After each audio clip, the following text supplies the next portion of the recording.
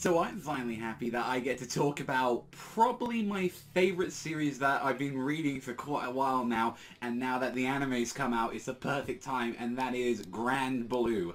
This series, beyond all doubt, is absolutely hilarious. There is no other way to put it around it, is that if you want something that is probably going to be the sleeper hit probably for this series, like compared to like, even though we've got like Attack on Titan Season 3 and stuff like that, no, nothing else matters but this series, because this is the funniest stuff that you'll see for 2018 and all that.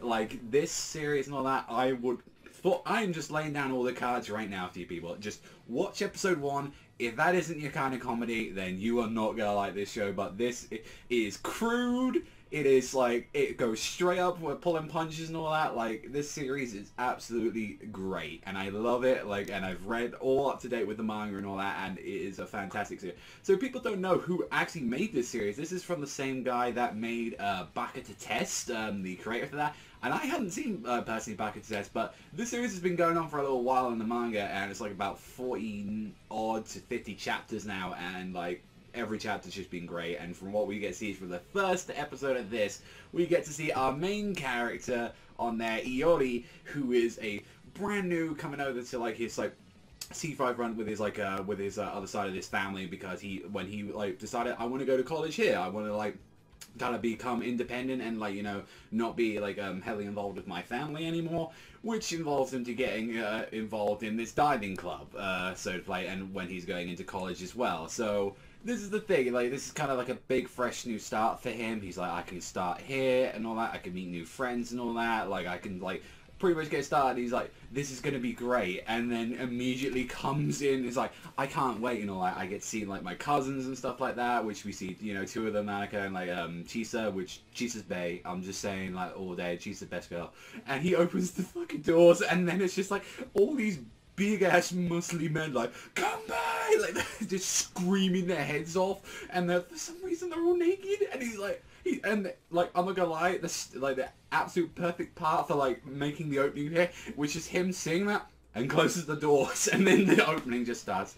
Which, by the way, I'm surprised. I really like the opening a lot. Like, the opening and ending are quite fun, for the most part. Like, I think the opening's got a really good song. I think the ending is really goofy that it's Iori and Kitahara and the other boys, like, singing it off. But when we get to see this, this entire episode devolves into madness, where it's like, all of these guys are pretty much trying to get Iori to join, for the most part, where it's like, you are joining us no matter what's happening. Screw that, which I believe is Ryujo and Tokita are the two guys, where they're like, just keep forcing him to drink, and it's just like, no, keep drinking, keep going, and like, unfortunately this leads up to him like losing his mind for the most part, and like he's ended up being chased by them, and like, even like the whole bullshit excuse is like, oh hey guys, you know, don't worry, you know, like, we're not just doing this because we're weirdos, it's just we're doing rock paper scissors because we don't want to change the tanks. And I'm like, really? This is your whole excuse to this whole horrible ordeal? Which you find that he's like, oh, I can't wait to meet Chisa again, which like he sees him once already in the episode. It's like, oh, I didn't know that was her, like, and he's only seen her since 10, and it's like, there's this weird kind of relationship between them, even though they're cousins, but it's Japan, so like, we don't worry about that whole technicality thing and all that. They're all fine with that very thin, like, little grey area for the most part. But you see that, and she's just like, I kind of want to see him again, like, I look forward to him, and then sees him like getting drunk and screaming his head off and becoming one of the brutes as well, which ends up with like them like, don't worry about that, now an after party, let's go. And it's like, I have my induction at like 9 AM. We'll make sure you get there. Don't worry. Wakes up at 9:15. He's in the fucking like university halls, only in his pants, and I love the fact that he is still just trying to play it cool for the most part. He is there at the induction, and he's just sitting down there, and he's just still got his pants on, and everyone's just like, what the fuck is wrong with this guy? Like, no, just life is ruined immediately there. Although, there's another guy he meets there, who is this weird, very Bishonen looking motherfucker with blonde hair, who has a giant anime shirt on there named Kitahara, for the most part. I believe his name was. There's like Kitahara, and then there's Kohei, where both of them is like, he's there, he's like, who's this massive, just, you can tell he's full weebed, like, he is fully converted and all that, like, you know, he's from the same cesspool as me, like, we can't roll with that whole deal, but he seems to be more on the whole little magical girls, like, kind of little whole big cesspool thing.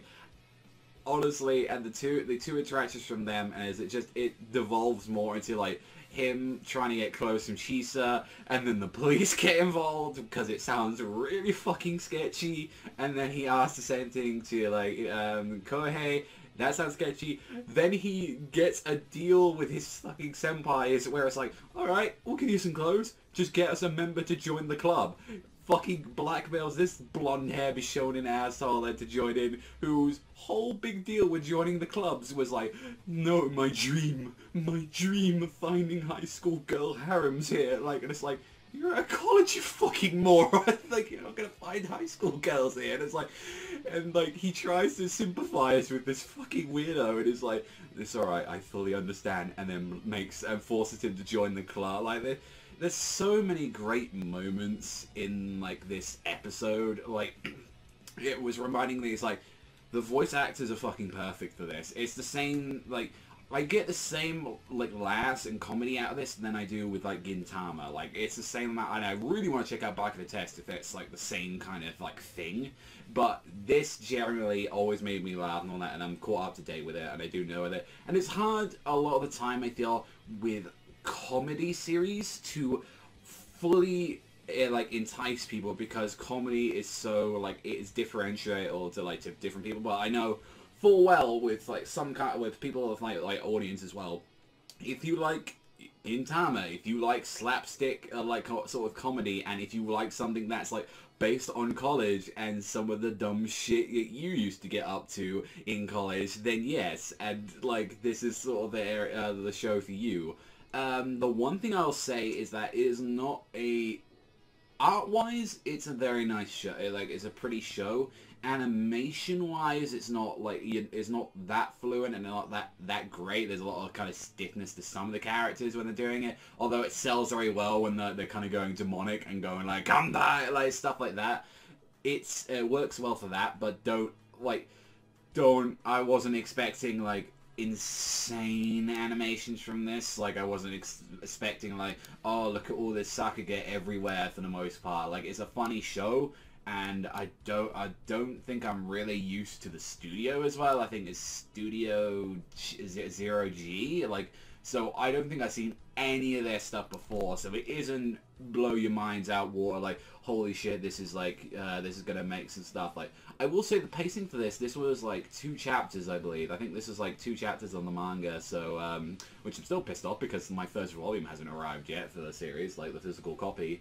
But yeah, no, overall, I strongly recommend this. Like, it is all there for the characters and the comedy. It is great, and I cannot wait forward to more of it. I will probably talk about more of it on there, but it depends, because it's comedy at the end of the day, and it's hard to like sell every episode on just saying this joke made me laugh, which is like, that was the whole episode. Like, I felt like every punchline that they gave, it made me laugh, it made me chuckle, and it was like, I was there clapping, and there was a little bit of tears in my eyes because I was like laughing a bit too hard at some stuff, and I'm like, yeah, no, I'm glad that this out everything and all that. Like, I'm reading the manga, and it's like, and the manga's got really great quality artwork and all that, and they're really capturing that, but there's no like insane animation moments in there. So yeah, all I wanted was just like keep some of those panels like up to for what they were and all that from the manga, and then just get some good ass voice actors to do this. And so far, everyone that I've heard, like